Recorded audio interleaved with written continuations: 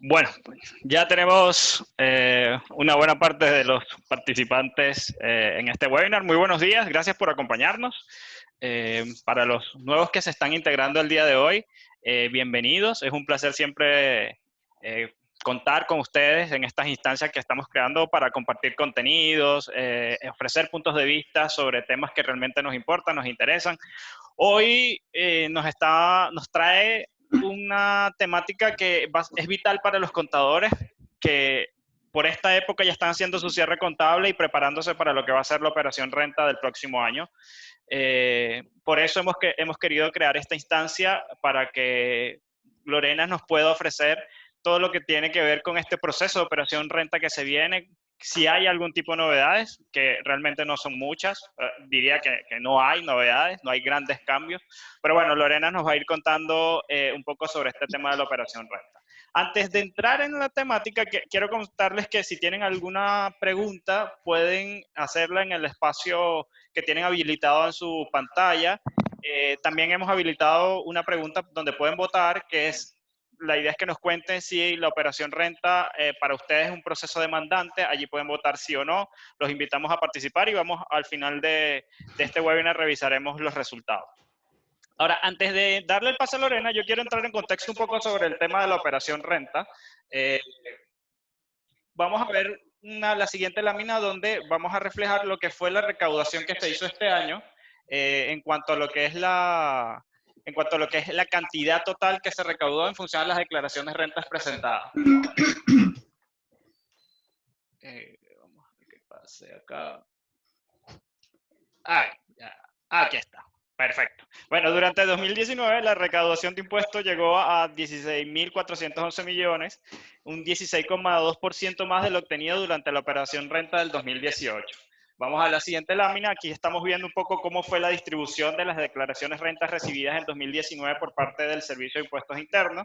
Si pueden ver, 65,1% fueron de personas, 23,5% fue de microempresas, 3,4% pequeñas empresas, 4,9% medianas empresas y 3,1% grandes empresas. En líneas generales, esto fue lo que recibió el SIC de declaraciones de renta durante el año 2019.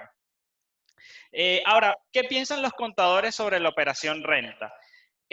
Nosotros acá en Nubox, a propósito del cierre de este año, estuvimos haciendo un sondeo entre contadores un poco para entender cuál es su visión sobre la operación renta, qué opinan de este proceso.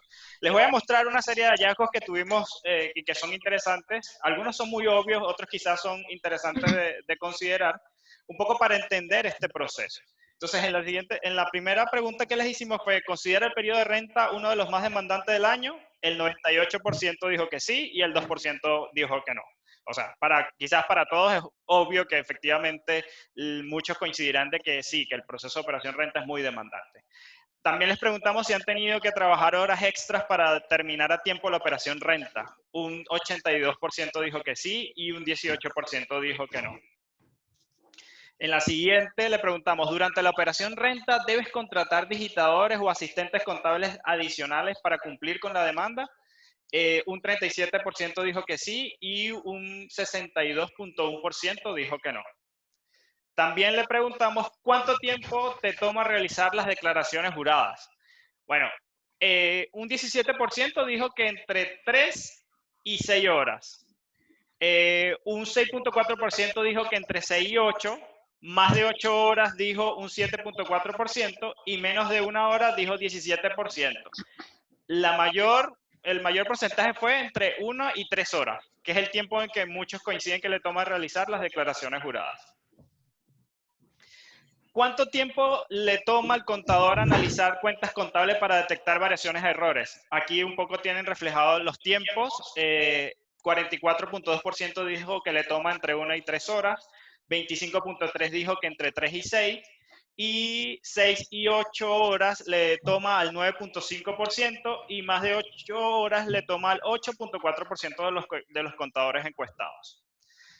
Por último, le preguntamos a los contadores, bueno, ¿cuál es su meta para el 2020? A propósito de que estamos cerrando el año, ¿cuál es la meta? ¿En qué quieren profundizar? Bueno, el 44,3% de los contadores dice que quiere profundizar en la modernización tributaria. Es un tema que es vital para los contadores a propósito de las actualizaciones que se pueden venir para el sistema tributario. El 21.6% dijo que su proyección es aumentar su cartera de clientes. El 13.4% dice que quieren ser parte de los avances tecnológicos. El 9.3% dijo que espera explorar nuevos rubros para el próximo año. Y el 7.3% dijo que quiere insertarse dentro de esta idea del marketing, que suponemos que van esa idea de poder aumentar su cartera de clientes. Entonces, utilizar el marketing como una herramienta de poder dar a conocer su marca y el valor que le agregan a la gestión que realizan.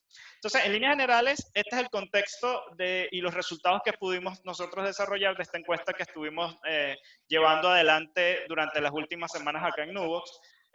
Queríamos compartir con ustedes estos hallazgos y también poner en contexto ahora para darle el pase a Lorena para que nos hable sobre la operación renta. Ahora, ustedes se preguntarán quién es Lorena. Bueno, Lorena es magíster en Planificación y Gestión Tributaria de la Universidad Adolfo Ibáñez, es contador público y auditor de la Universidad Tecnológica Metropolitana, socia de TCA Consultores Chile LTDA, y tiene más de 10 años de experiencia prestando servicios de asesoría y auditoría tributaria a empresas públicas y privadas.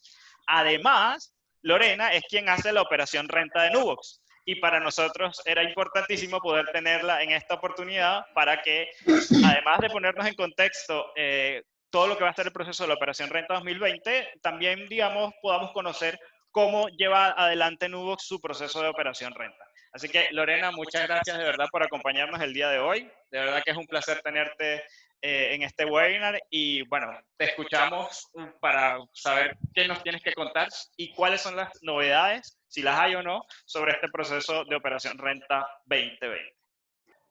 Ya, perfecto, retomamos. Vamos a empezar desde el inicio nuevamente y un poco de nuevo es comentarle qué es este proceso de operación renta. Proceso que en verdad todos los años nos preocupa bastante, tanto a los contadores como a los contribuyentes. Tal como también lo había señalado anteriormente, es el proceso de cargas de trabajo más altas que tenemos debido a la cantidad de información que hay que presentar. Operación renta, que se efectúa durante los meses de marzo, abril y mayo de cada año, el servicio abre un proceso donde tanto las personas naturales como las empresas están obligadas a entregar al Servicio de Impuesto Interno información de los resultados que han obtenido en sus negocios o simplemente de sus ingresos. Y toda esta información claramente debe ser presentada a través de los formularios 22 y la información complementaria que se presenta por las declaraciones juradas. Actualmente el Servicio de Impuesto Interno cuenta con una serie de plataformas, asistentes de cálculos y propuestas de declaraciones de renta, las cuales están preparadas básicamente con toda la información que el Servicio de Impuesto Interno posee en su base de datos, ya sean los formularios 29, formularios 50 y obviamente toda la información que le entregan los agentes retenedores o terceros, en este caso nosotros, a través de las declaraciones juradas. ¿Ya? Por lo tanto, la manera más apropiada de prepararnos para un proceso de operación renta es estar al tanto de quiénes deben declarar, qué información debemos aportar al Servicio de Impuesto Interno y obviamente cuáles son los plazos en que debemos presentar dicha información.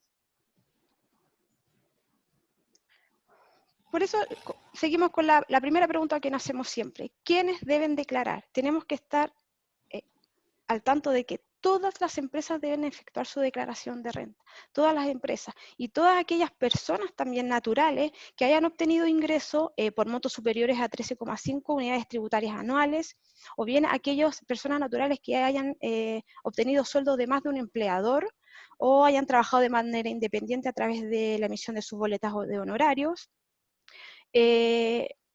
Y ellos generalmente. Hay que también destacar que hay contribuyentes que quizás podrían no estar en estas situaciones, sin embargo, si ellos quisieran acceder a algún beneficio tributario, por ejemplo, los más usuales son el crédito por gastos de educación, o bien los intereses por los dividendos hipotecarios que nos generan unos beneficios tributarios, también puedo efectuar la declaración para efecto de poder ver si puedo recuperar algún impuesto sobre estos beneficios. ¿Ya? Tal como dice la presentación, los siguientes contribuyentes están obligados a presentar su renta. Dijimos que eran todas las empresas. Las empresas van a estar obviamente sujetos a algún regímenes de tributación. Tenemos los contribuyentes que se pueden estar en la renta atribuida, en el sistema semi-integrado, más conocido como 14B, las empresas que están acogidas al 14 TER y algunos que optan por la renta por asunto y contabilidad simplificada. ¿Ya? Estos regímenes los voy a explicar de manera muy general un poco para tener el entendimiento de ello y saber nosotros en qué, como empresa, en cuáles de ellas estamos apuntando. La renta atribuida, o más conocida como el 14A, en este régimen puede estar cualquier segmento de empresa en realidad y en general el tipo de persona jurídica que se somete a este régimen son las empresas individuales, las IRL, las sociedades de personas, las sociedades por acciones y las agencias. ¿Ya? En este régimen se deben pagar todos los impuestos. ¿Qué quiere decir? Tanto las empresas como los socios deben tributar por las utilidades que se generen, aunque estas utilidades no hayan sido retiradas por los socios. Por lo tanto, las empresas que están acogidas al régimen del 14A pagan sus impuestos sobre las utilidades que generan y estas serán atribuidas a sus socios, accionistas, para que estos finalmente puedan tributar en su global complementario adicional. ¿Ya? Para este tipo de sociedades, el impuesto de primera categoría que tienen que pagar es un 25% sobre las utilidades o sobre su base imponible. ¿Ya? Y una vez que se le atribuye la renta a los socios, dicha utilidad tendrá derecho al uso del crédito que pagó la empresa en la primera categoría y podrá usar el uso del 100%. Este se conoce como un régimen de integración total de créditos. ¿Ya? También tenemos los contribuyentes que están al sujeto del sistema semi-integrado, o más conocido como el 14B, que al igual que el otro régimen, cualquier segmento de empresa puede permanecer en este régimen, y también las personas jurídicas que se pueden someter son generalmente las sociedades anónimas abiertas y cerradas, las sociedades de personas y agencias. Generalmente en este segmento de sociedades están las grandes empresas, ¿ya? A diferencia del régimen anterior, la tasa impositiva para estos contribuyentes es de un 27% y sus socios no se les atribuyen las rentas, solo en la medida que ellos sean retirados, de la medida que ellos retiren dichas utilidades, van a tener que tributar en su global complementario y tendrán derecho igualmente al impuesto de primera categoría que pagó la empresa, pero sin embargo solo podrán obtener un 65% de derecho a crédito. ¿Ya? Por eso este se denomina que es un sistema semi-integrado. ¿Ya? El otro régimen es el 14 TER, que este régimen tributa generalmente la micro, pequeña y mediana empresa, la cual debe cumplir ciertos requisitos para poder optar a este beneficio que de cierta forma facilita su tributación. Los contribuyentes que tributan bajo este régimen deben tener ingresos de hasta 50.000 UF en promedio de los últimos 3 años comerciales. Por lo tanto, para todos aquellos contribuyentes que están sometidos a este régimen, es súper importante estar revisando año a año cómo van sus ingresos, debido a que no pueden exceder de estos. ¿Ya? De lo contrario, tendrán que ir y tomar cualquiera de los otros dos regímenes que comentamos anteriormente. ¿Ya? Los beneficios que tiene este régimen son bastantes. La verdad que el más importante es que te libera de la obligación de llevar contabilidad. Por lo tanto, no se deberá confeccionar un balance, ni obviamente regirse a las normas sobre corrección monetaria, ni depreciación de activos fijos, sino que tienen una forma de llevar su registro más particular, más fácil, y pueden hacer gastos más rápido a algunos bienes. Además, tampoco están estos contribuyentes obligados a llevar registros empresariales. Estos registros donde se tienen los regímenes de renta atribuida y semi-integrados sí tienen que informar al Servicio de Impuesto Interno, que durante los 2 últimos años, después de la reforma tributaria, sí fue engorroso hacer la preparación de estos registros empresariales con toda la información que tenía el Servicio de Impuesto Interno. Pero sí, este tipo de contribuyente sí se les obliga a llevar un libro de caja, que la verdad que hay que reflejar de manera cronológica todos los flujos de ingreso y egreso. Adicionalmente, si estos contribuyentes están afectos a IVA en sus operaciones, también están obligados a llevar un libro de compra y venta. De lo contrario, deberán llevar el libro de ingreso y egreso solamente. Para los efectos del pago del tributo para este tipo de contribuyentes, la base imponible se determina básicamente entre la diferencia de los ingresos percibidos y los ingresos pagados. Y es súper importante porque, a diferencia de los otros regímenes, el 14 ter es de ingresos percibidos y no de vengados. Por lo tanto, si yo al 31 de diciembre tengo clientes a los cuales yo le emití mis facturas por servicio y no me han pagado, yo no los debería considerar como base de mi renta líquida imponible, ¿ya? La tasa impositiva para este tipo de contribuyente, al igual que la renta atribuida del 14A, es de un 25% y estas rentas también son atribuidas a los socios, para que ellos paguen finalmente con los impuestos finales en el global complementario adicional y integra el 100% del crédito por el impuesto de primera categoría pagado por la empresa. Otro de los regímenes que hay es el de renta presunta, que en realidad este régimen es para ciertas actividades que tributan a partir de un porcentaje de algún avalúo fiscal o bien en función al valor anual de las ventas. Las actividades que comprenden este régimen es la actividad agrícola, la actividad del transporte y la actividad minera. Obviamente, para poder acogerse a este tipo de régimen, se deben cumplir ciertos requisitos, o sea, requisitos que tienen que ver netamente con el monto de las ventas o ingresos anuales, los cuales podrán corresponder desde menos de 5.000 UF a 17.000 UF, dependiendo del tipo de actividad, ya sea agrícola, de transporte o de minería, como lo comenté anteriormente. Entonces, todos estos son los contribuyentes quienes deben declarar en operación renta. ¿Cuándo comienza Operación Renta? O sea, mira, la Operación Renta se inicia con una primera etapa que corresponde a la presentación de las declaraciones juradas, como lo vamos a comentar más adelante. El proceso en el cual obviamente todas las empresas deben entregar al Servicio de Impuesto Interno información propia y de terceros, la cual será utilizado del Servicio de Impuesto Interno para preparar las declaraciones de propuesta para las personas y para todos los contribuyentes. El proceso en sí de operación renta, como lo dije inicialmente, comienza marzo, abril y mayo, pero cuando nos enfocamos netamente en cuándo comienza el proceso de envío de los formularios 22, este comienza desde el 1 de abril al 9 de mayo. Todavía las fechas no están confirmadas, pero por historia siempre han sido dichas fechas. Lo importante en el envío de las declaraciones de renta o los formularios 22 es que cuando los contribuyentes tienen devoluciones de impuestos, lo ideal es fijarse bien en los plazos que vamos a declarar, obviamente para tener las devoluciones antes.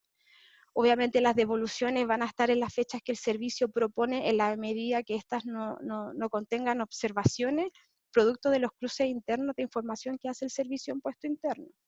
Por lo tanto, en la historia de la fecha de presentación del formulario 22, entre el 1 de abril, o sea, entre el 1 de abril y el 23 de abril, si enviamos la declaración con devoluciones, las devoluciones que se efectúen a través de transferencias electrónicas serán devueltas el 13 de mayo. En cambio, las devoluciones con cheque y por caja tendrán fecha límite hasta el 30 de mayo. Las declaraciones enviadas con fecha 24 de abril al 29 de abril, las devoluciones por transferencia electrónica se efectuarán el 17 de mayo, mientras que los cheques y pagos por caja también se efectuarán con fecha 30 de abril. Las declaraciones enviadas con fecha 30 de abril, recuerden que es la última fecha donde se envían las declaraciones con pago además, y hasta el 9 de mayo, donde se envían hasta las últimas declaraciones sin pago y con devolución. Las devoluciones por transferencia electrónica deberían estar enteradas el 25 de mayo y por cheque o por caja el 30 de mayo. Estas son fechas que todavía no están confirmadas, pero por la historia de operaciones rentas de año anterior siempre se han manejado de la misma manera. Si alguno caería quizás día sábado, domingo, se va a ir ocurriendo obviamente al día hábil siguiente. ¿Qué otras obligaciones, aparte del envío del formulario 22, debo cumplir? Obviamente, como ya lo señalamos anteriormente, todos los contribuyentes deben entregar información al Servicio de Impuesto Interno y dicha información corresponde a la presentación de las declaraciones juradas. La obligatoriedad de presentar las declaraciones juradas va a depender claramente del tipo de régimen tributario o de la industria de la que tenga cada contribuyente. ¿Ya? Ahora bien, es importante mencionar que desde la operación renta de la T 2019, la del año pasado, el Servicio de Impuesto Interno habilitó una plataforma de declaraciones juradas que permite a cada empresa ingresar directamente a las declaraciones juradas que a ellas les corresponden conforme a su régimen tributario. En dicha plataforma se van a desplegar una serie de declaraciones juradas de las cuales previamente tienen que estar revisadas por ustedes. No necesariamente quiere decir que estén obligados a hacer cada una de ellas. Es una propuesta que el servicio impone en función a las características y al régimen tributario de cada contribuyente. ¿Ya? Y se los comento así porque me pasó en la práctica que muchos clientes nos preguntaban ¿por qué no has declarado esta declaración jurada que aparece en rojo? Porque de hecho cuando se despliega esta plataforma, el servicio habilita cuáles declaraciones no han sido presentadas aún, cuáles están próximas a vencer y cuáles ya están declaradas conforme a unos colores. Así que es importante, es importante que ustedes tienen que revisar cuáles son las declaraciones juradas que le corresponde a cada uno, independiente de que el Servicio de Impuestos Internos proponga cuáles son. ¿Ya? Otras medidas también que el Servicio de Impuestos Internos ha efectuado desde el año anterior es la habilitación de asistentes de cálculos para presentar las declaraciones juradas. Sin embargo, estas solo se han presentado para los contribuyentes que están bajo el régimen de renta atribuida y para los clientes, o sea, y para los contribuyentes que están acogidos a la renta del 14ter. ¿Ya? Debido a que los contribuyentes que están en el régimen del semi-integrado, la cantidad de información que se requiere o la cantidad de movimiento es más grande. Para ese tipo de contribuyentes no hay nada propuesto todavía. Vamos a comentarles cuáles son las principales declaraciones juradas. No olviden que solo vamos a ver algunas de ellas porque hay más de 65 declaraciones juradas actualmente. Por suerte, para todos, esta operación renta no incluye ninguna nueva declaración jurada. Así que vamos a seguir con las mismas declaraciones que hemos estado declarando desde el año anterior. Para los contribuyentes que están bajo el régimen de renta atribuida, o el 14A, deben presentar la declaración jurada 1923, que básicamente se debe presentar el detalle y los conceptos de las partidas que componen una renta líquida imponible y cuáles solo van a ser las rentas que se le van a atribuir a los socios accionistas para que ellos finalmente puedan tributar en su global complementario adicional. Esta declaración jurada también se compone principalmente de informar al Servicio de Impuesto Interno la clasificación de sus estados de resultados, cuáles son los ingresos del giro de la sociedad, los costos de venta, los gastos de administración, los gastos necesarios para producir la renta, tales como remuneraciones, depreciaciones, gastos financieros, gastos bancarios, entre otros. ¿Ya? Si se observa con detención las instrucciones de esta declaración jurada, quizás muchos van a recordar que esta misma información se informaba antiguamente en el formulario 22, que fue hasta la AT 2017. Luego de la reforma, en el AT 2018, ese parte del recuadro, que era el recuadro número 2 del formulario 22, pasó a ser parte de una declaración jurada. Y es súper importante que dicho recuadro, dicha información que estemos presentando al Servicio de Impuestos Internos sea consistente con la información que hemos presentado a través de otros formularios. Por ejemplo, cuando vamos a informar los ingresos del giro de la sociedad, es importante que sean los mismos giros que hemos, o sea, los mismos ingresos que hemos informado en los formularios 29.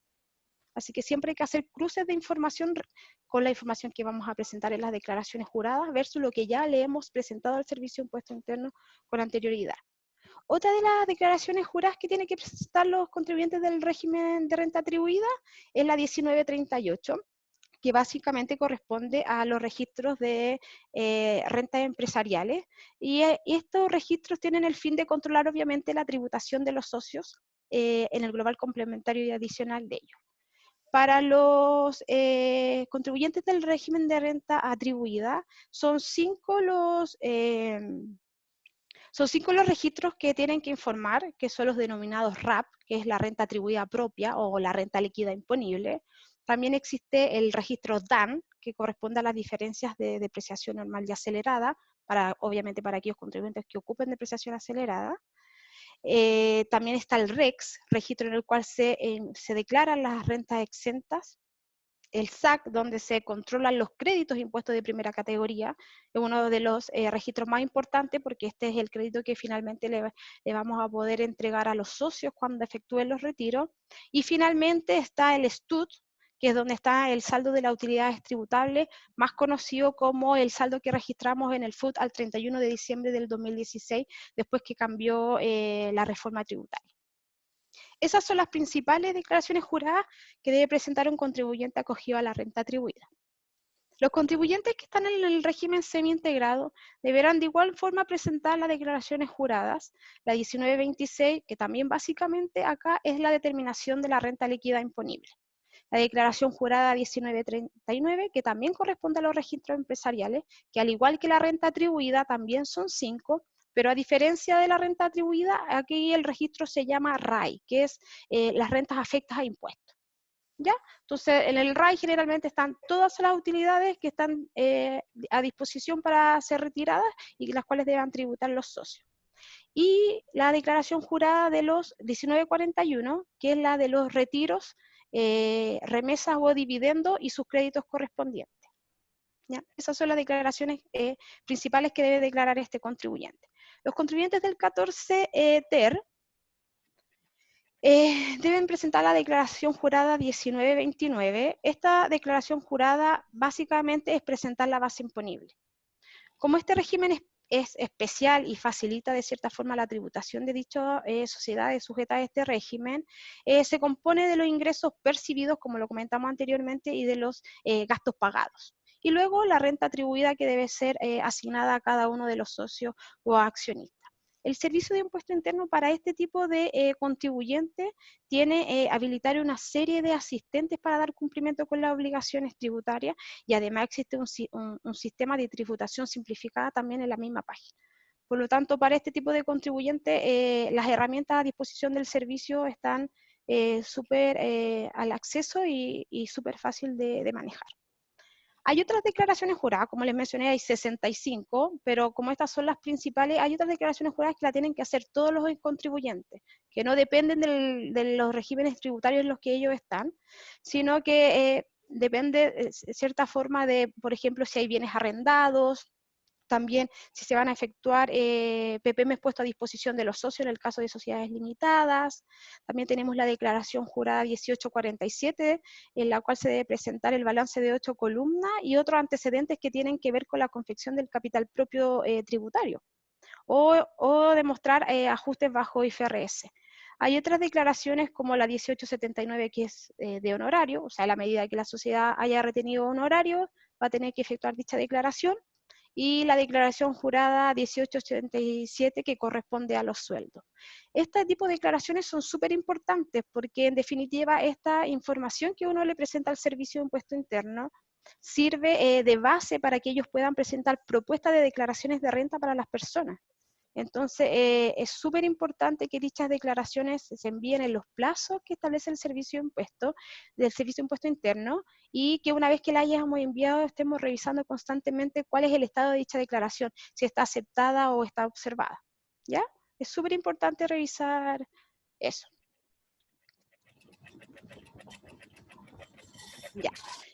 Las principales declaraciones juradas, y como lo vimos en un inicio, tienen los plazos de vencimiento. En marzo comentamos operación renta y qué información tenemos que presentar. Las declaraciones de sueldo, las declaraciones de retiro, las declaraciones de bienes raíces agrandados, las de honorarios, las de renta líquida, que son de la 1923, que la deben efectuar los contribuyentes acogidos a renta atribuida, y la de las rentas y créditos correspondientes a los 14 TER, ¿ya? Esta información, ¿por qué se hace en marzo? Porque esta sirve de base para que en abril el Servicio de Impuesto Interno, cuando habilite el sistema para efectuar la declaración jurada, la declaración de renta, el formario 22, dichas declaraciones se alimenten con esta información, ¿ya? Las declaraciones con vencimiento en mayo, que también son del proceso de operación renta, hay otras que también vencen en junio, pero no las vamos a abordar en este webinar porque son un poquito más complicadas. En mayo vencen las declaraciones juradas de balance de 8 columnas y otro antecedente. También de base imponible, pero para solo los contribuyentes que estén bajo el régimen de semi-integrado. Se tendrán que informar para ambos regímenes tributarios A y B, los registros empresariales y también los PPM puestos a disposición de los socios. Con estas declaraciones juradas que se presentan en mayo, cuyo vencimiento en mayo, se entendería que el proceso de renta estaría finalizado por parte de los contribuyentes. Respecto de este año, la verdad que modificaciones importantes no hay.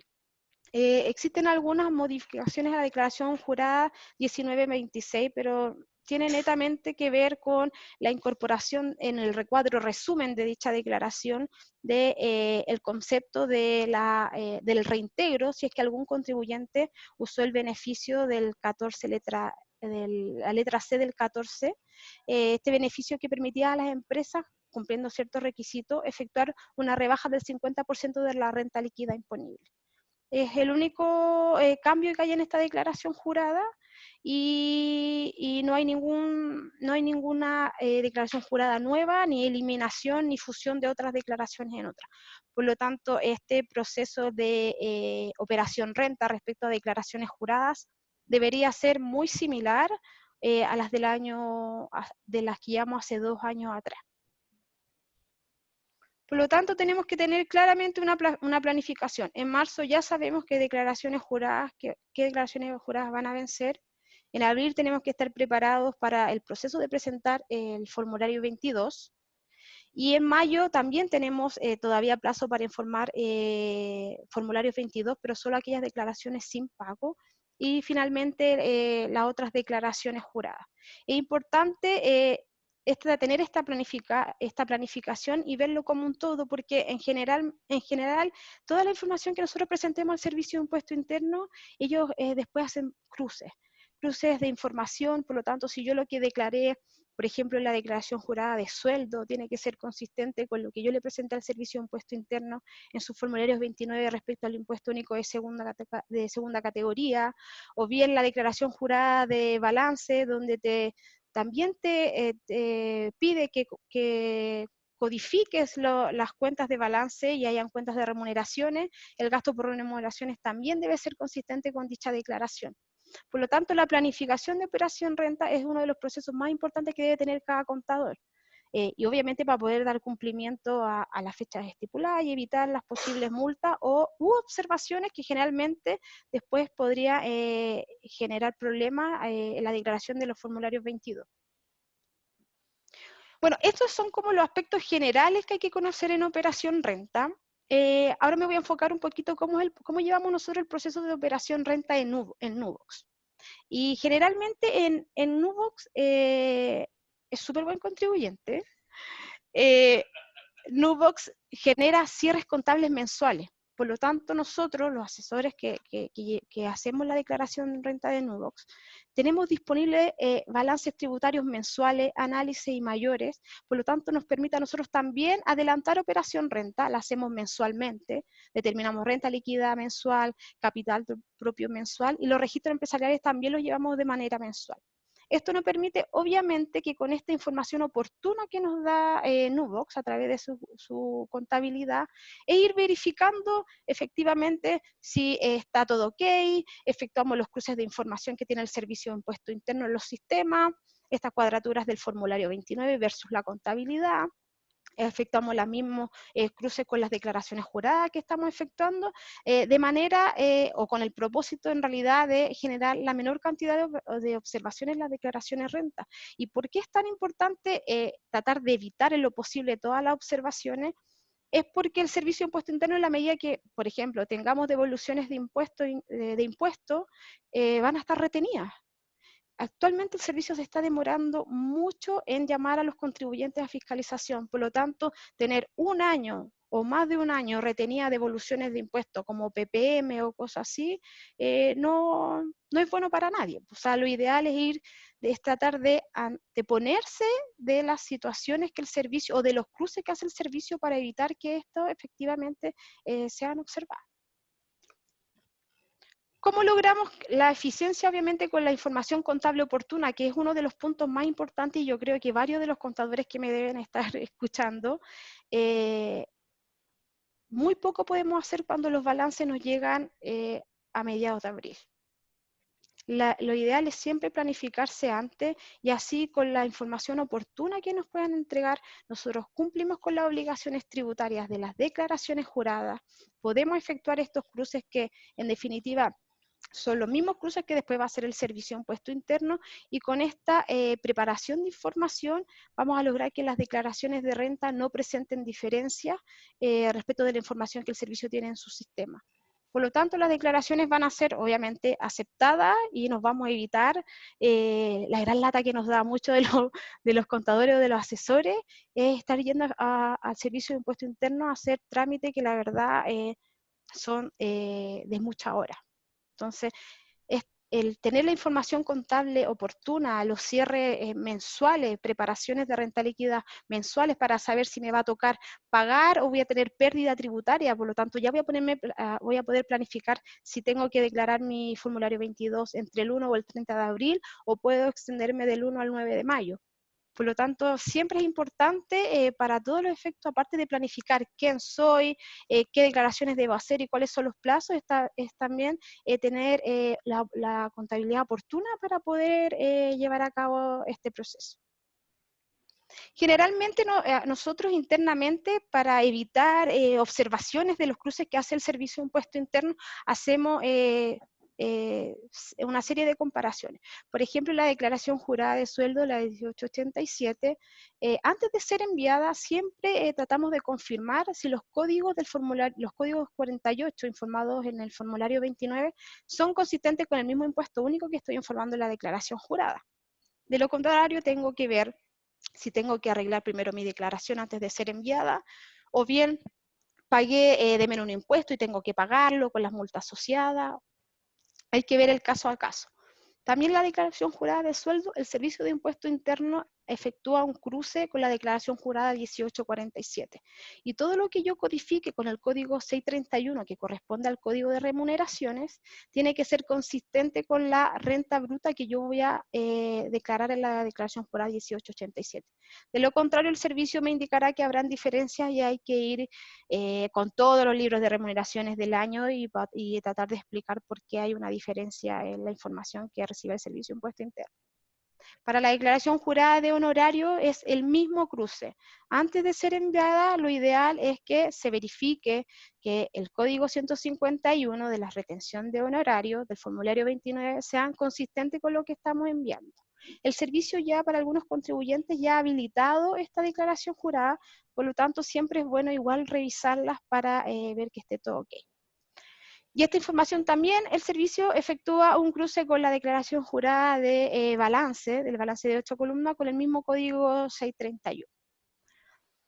Otra de las declaraciones juradas que nos hemos enfrentado a veces que tienen observaciones es la declaración jurada 1835, que es la de los bienes raíces arrendados.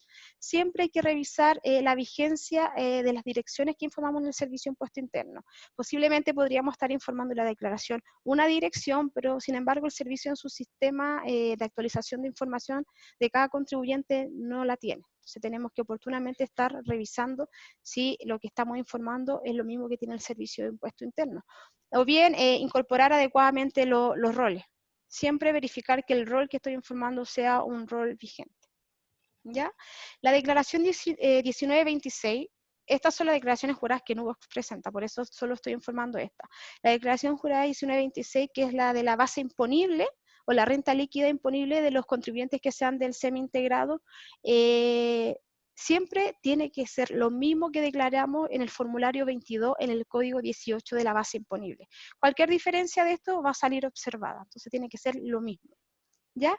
La declaración jurada 1939, que de los registros empresariales siempre es importante mirar lo que declaramos en esa misma declaración jurada del año anterior, ya que tenemos que declarar los saldos iniciales más los movimientos del periodo, y dichos movimientos del periodo también van a hacer cruce con la declaración jurada 1926 y con las declaraciones juradas de retiro. Por lo tanto, también es importante que haya consistencia en cada una de ellas.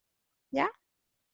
La declaración jurada 1941, en general, lo que siempre tenemos que tener claro, y pasa y es muy habitual, es que no vamos a informar los cambios de socio al Servicio de Impuesto Interno, por lo tanto, cuando informamos algún RUT, el Servicio de Impuesto Interno, si no lo tiene en su base de datos, también la va a observar. Así que es súper importante que todos los contribuyentes tengan actualizado en su base de datos todas las características de ellos. Y finalmente la declaración jurada de balance, lo que es muy importante, y desde ya creo que 2 años el servicio, mediante los agentes retenedores, ha entregado cuáles son el total de los ingresos por venta declarados por cada contribuyente. Por lo tanto, la declaración jurada 1847 es importante que cuando codifiquemos los ingresos por ventas o del giro de la sociedad, sea consistente con lo que el Servicio de Impuesto Interno nos propone los agentes retenedores.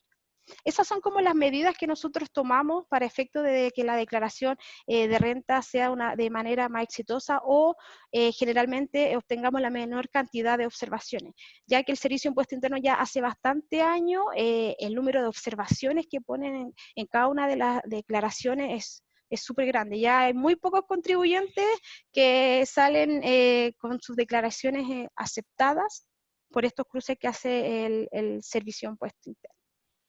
Este es como el proceso